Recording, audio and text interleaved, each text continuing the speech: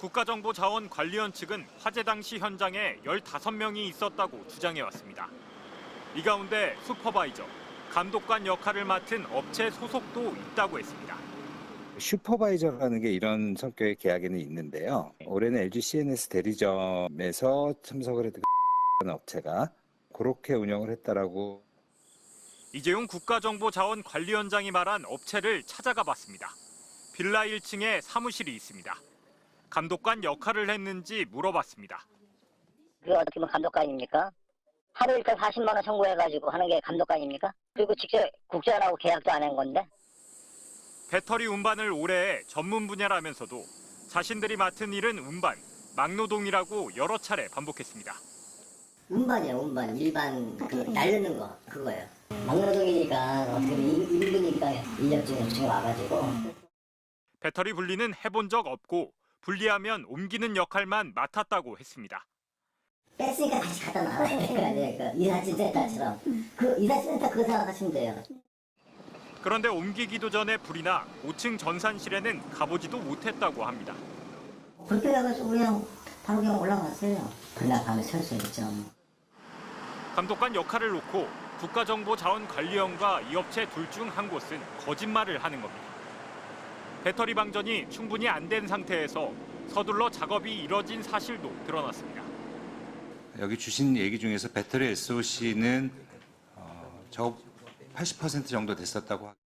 30% 이하로 낮추기만 해도 전기 단락에 의해서 화재가 날 가능성은 거의 제로에 가까웠을 것이다. 이렇게 이야기를 합니다. 네. 가장 기본이 안 지켜졌어요. 경찰은 오늘 국가정보자원관리원과 배터리 이설업체 등 4곳을 압수수색하고 화재 원인 규명에 속도를 내고 있습니다. MBC 뉴스 원석진입니다. 중앙부처 공무원들이 쓰는 클라우드 서비스 G드라이브. 공무원들이 만든 정책이나 업무 자료를 저장하고 관리하는 시스템입니다. 불이 난 국가정보자원관리원 5층 7-1 전산실에 G드라이브 서버와 백업 서버가 동시에 있어 모두 불에 탔습니다. 그런데 외부 백업 데이터도 없다는 사실이 추가로 확인됐습니다. G드라이브는 지금 백업이 없어서 복구가 불가능한 상황으로 판단되고 있습니다. 지금 현재로서는 완전히 소실되어 복구가 불가능한 것으로 판단하고 있습니다. G드라이브가 만들어진 건 지난 2017년. 그때부터 쌓여온 자료가 한순간 사라진 겁니다. 공무원 12만 5천 명이 생성한 858테라바이트의 방대한 양입니다. 모든 개인 업무 자료를 G드라이브에만 저장해온 인사혁신처는 직격탄을 맞았습니다. 인사혁신처는 공무원의 개별 업무용 PC넷 파일을 일일이 복구하는 등 비상이 걸렸습니다.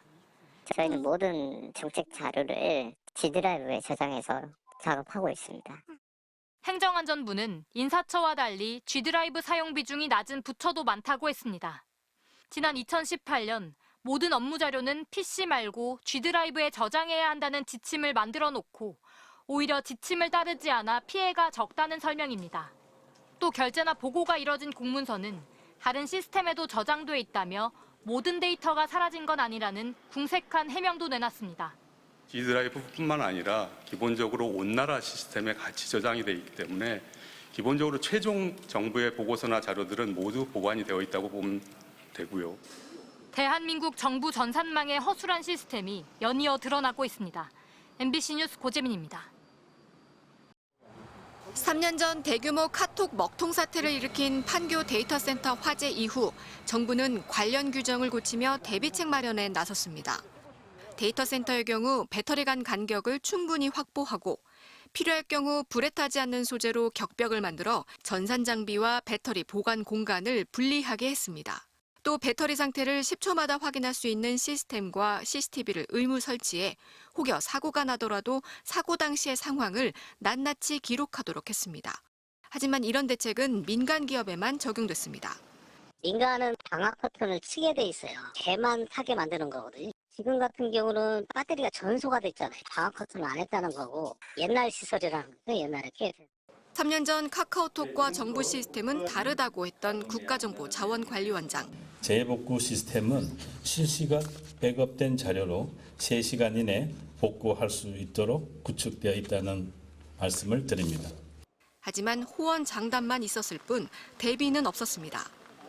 일부 배터리에서 일어난 화재로 서비스 전체가 먹통이 됐고 데이터 백업은 돼 있어도 문제가 발생했을 때 곧바로 이어받아 작동하는 서비스는 준비돼 있지 않았다는 점은 카카오톡 사태와 똑같습니다. 심지어 국가정보자원관리원은 대전과 광주, 대구로 분산 운영 중인 선산망이 동시에 마비돼도 정상적 서비스를 제공하는 재해복구 전용센터인 공주센터를 2023년 5월에 이미 완공했습니다. 하지만 예산 부족을 이유로 공주센터는 지금까지 데이터 백업만 할 뿐 재해복구 기능은 구축하지 못하고 있습니다. MBC 뉴스 김윤미입니다.